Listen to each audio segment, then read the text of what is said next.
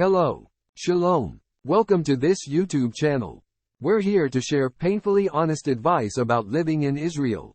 The kind that you won't receive from a certain immigration association that begins with nefesh, ends with nefesh, and has one letter in between. Topic 1. The unholy science and art of making money in Israel. Aimed for enthusiastic English-speaking immigrants who haven't yet hit their breaking point or who are between their first and second nervous breakdowns.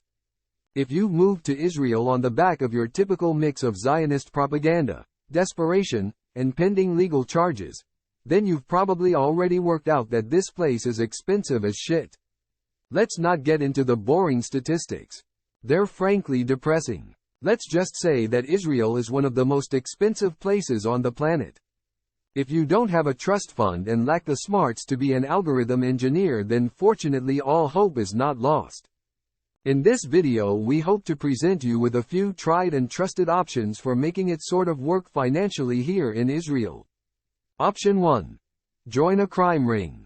Israel has been famously described as the startup nation, and is home to more tech startups than you can wave a shofar at. These do all sorts of interesting things, ranging from stuff to do with servers to agritech to financial products. While getting good jobs at these Tier 1 startups may require talent, connections, perseverance, or all three, the good news is that Israel is also home to a thriving gray market underworld of dubiously ethical companies that will hire essentially any immigrant with a word of English and a pulse. Forex and binary are great places to get started. These are sort of multinational financial pyramid schemes operating out of Israel because prosecuting cross-border white-collar crime is extremely difficult and time-consuming.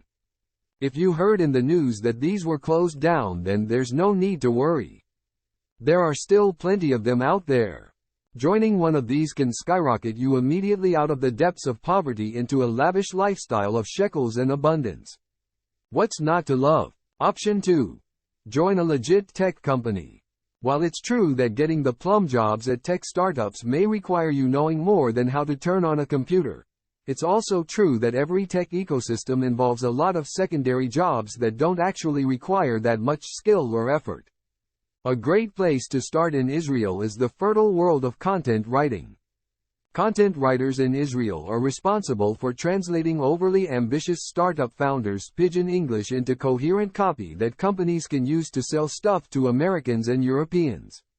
It's mildly soul-destroying, but so are most jobs in the corporate world.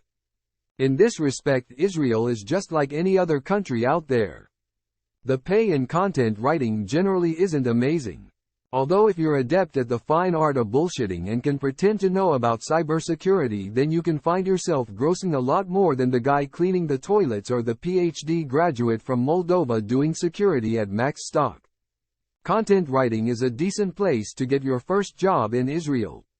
Even if you lack perfect grammar or haven't done the gig before, it's unlikely that anybody is going to notice, perhaps even your boss. The key to success at this one? Keep your head down and your screen tilted away from your boss. You can potentially ride this one out all the way until it's time to collect your pension. As in most countries, sales generally pays better than marketing in Israel. So if cold calling is your calling and sales sounds just splendid, then consider throwing your resume into the hat with the salespeople. Option 3. Learn a tech career. The Israeli job market consists of essentially 3 tiers. Tier 1 is known as high-tech and pays well. Tier 2 is a miscellaneous assortment of jobs that have nothing to do with tech but which also pay well. This is usually because they enjoy monopolies or are protected by state regulation. Examples of such jobs include working for the rail company, working at ports, and most other vaguely sketchy jobs that have to do with importing and exporting. Finally, we have the third tier of the Israeli economy. This consists of jobs which barely pay enough for those subsisting on these wages to financially squeeze by.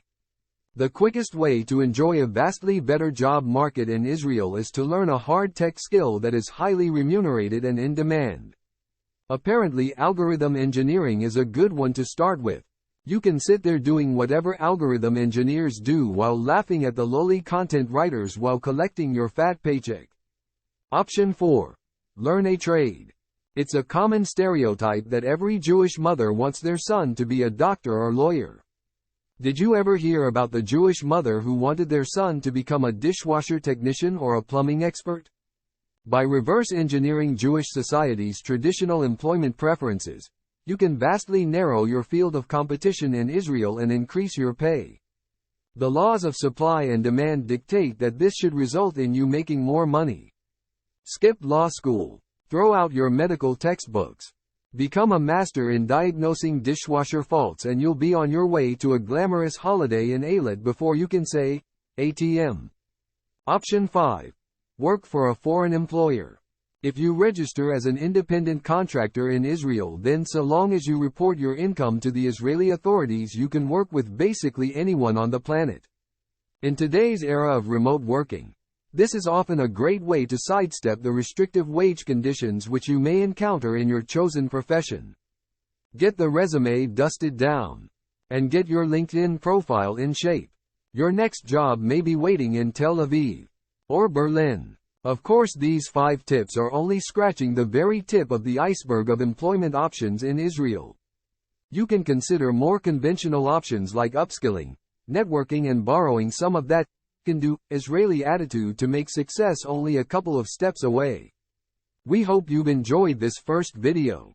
If you like our crass and unvarnished style, then please consider subscribing for more.